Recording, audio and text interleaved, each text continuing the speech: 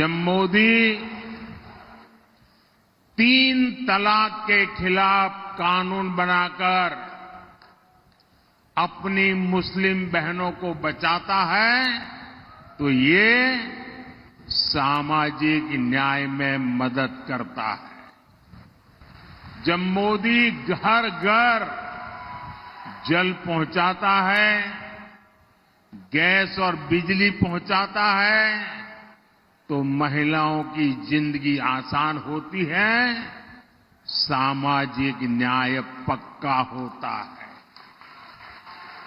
हमारे यहां गरीबों की, एससी, एसटी, ओबीसी समुदाय की कितनी ही पीढ़ियां बिजली, पानी, रहने के लिए घर, इसके बिना ही गुजार गई।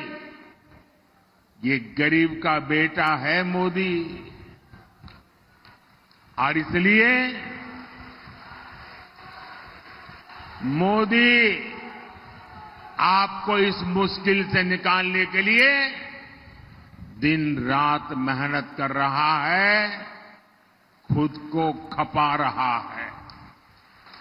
भाजपा सरकार ने 10 साल में जो 4 करोड़ पक्के घर गरीबों के लिए बनवाए हैं, उसके बहुत बड़े लाभार्थी एससी, एसटी, ओबीसी है।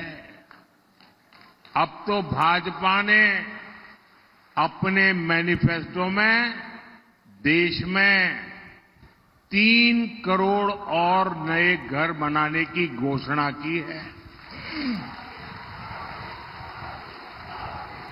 यहां भी हर बेघर को पक्का घर मिलेगा, ये मोदी की गारंटी है। अच्छा, आप सब मेरा एक काम करोगे? जरा हाथ ऊपर करके सब बताएं, मेरा काम करोगे? करोगे?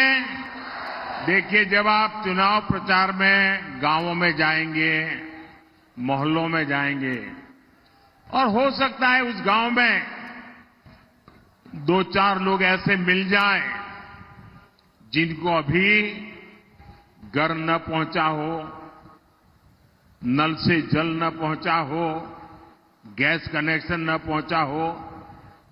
इतना सारा किया है, लेकिन अगर कोई छूट गया हो तो आप मेरी तरफ से पूरे विश्वास के साथ, आप ही मेरे लिए मोदी हैं,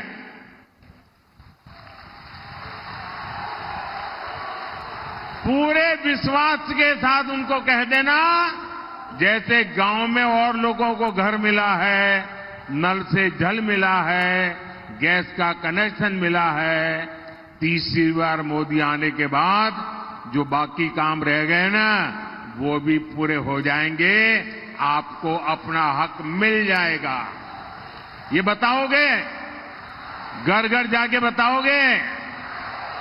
साथियों, अमरोहा और पश्चिमी यूपी का एक क्षेत्र अपने मेहनती किसानों की वजह से भी जाना जाता है। कांग्रेस, सपा, बसपा सरकारों में यहां किसान की समस्याओं को न सुना जाता था, न देखा जाता था, न कोई परवाह की जाती थी। लेकिन भाजपा सरकार किसानों की समस्याओं को कम करने के लिए दिन रात काम कर रही है। अमरोहा के किसानों को पीएम किसान सम्मान निधि के करीब 600 करोड़ रुपए इसी अमरोहा में मिले हैं। अब आप जरा यूरिया की बात सुन लीजिए। ये जो यूरिया है ना, हर किसान को जरूरत पड़ती है। ये यूरिया की जो बोरी है, वो एक बोरी अमेरिका में 3,000 रुपये में मिलती है। कितने में मिलती हैं? कितने में मिलती हैं? अमेरिका में कितने में मिलती हैं? 3,000 रुपया। और भारत में हमारे यहां हम किसानों को 300 रुपये से भी कम कीमत में वही यूरिया की बोरी देते हैं।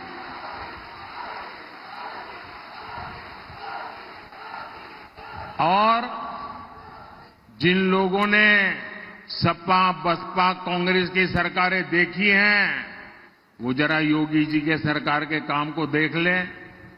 योगी जी ने गन्ना किसानों की सबसे ज्यादा चिंता की। योगी जी ने अभी अभी गन्ना के मूल्यों में भी बहुत बड़ी बढ़ोतरी की है।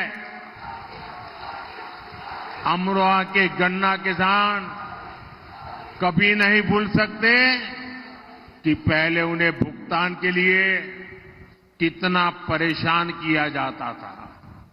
लेकिन आज प्रदेश में गन्ने की रिकॉर्ड खरीदी के साथ रिकॉर्ड भुगतान हो रहा है। जब सपा की सरकार थी तो अमरोहा के गन्ना किसानों को साल में औसतन सिर्फ 500 करोड़ रुपए का भुगतान होता था, जबकि योगी जी की सरकार में यहां हर साल करीब 1,500 करोड़ रुपए का भुगतान गन्ना किसानों को हुआ है। एक समय था जब यूपी में धड़ाधड़ चीनी मिलें बंद हो रही थी, जबकि हम हसनपुर शुगर मिल की क्षमता 2 गुनी करने पर काम कर रहे हैं। यहां अमरोहा में इथेनॉल का प्लांट भी लगाया है। अमरोहा के आम का स्वाद भी किसानों के लिए समृद्धि लाए। हमारी सरकार इसके लिए भी काम कर रही है। आम की प्रोसेसिंग के लिए यहां मैंगो पैक हाउस का निर्माण किया गया है। भाइयों बहनों, भाजपा सरकार के इन प्रयासों के बीच यूपी में एक बार फिर 2 शहजादों की जोड़ी, उनकी फिल्म का शूटिंग चल रहा है आजकल।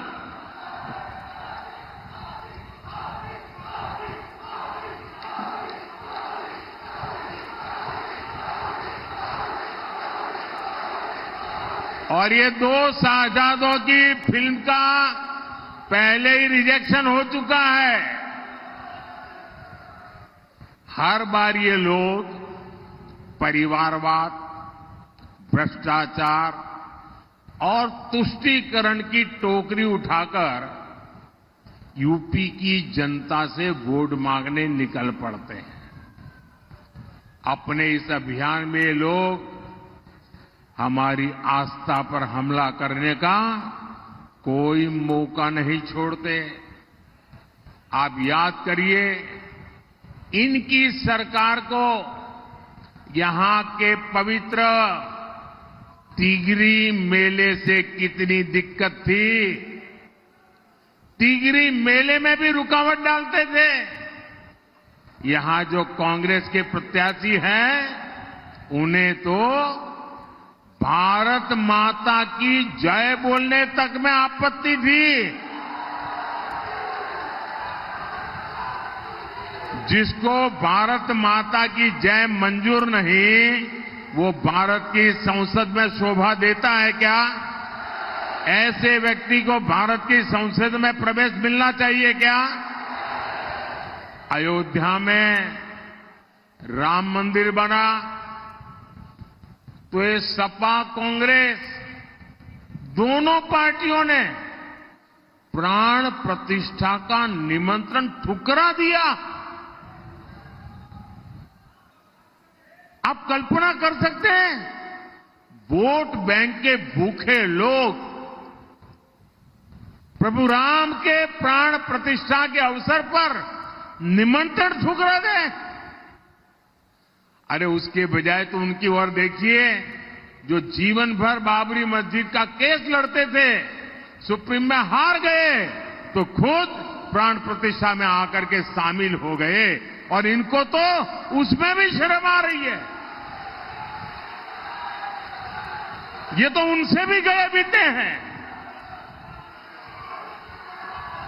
लेकिन ये लोग निमंत्रण ठुकरा तो दिया, लेकिन इससे भी उनका मन नहीं भरा।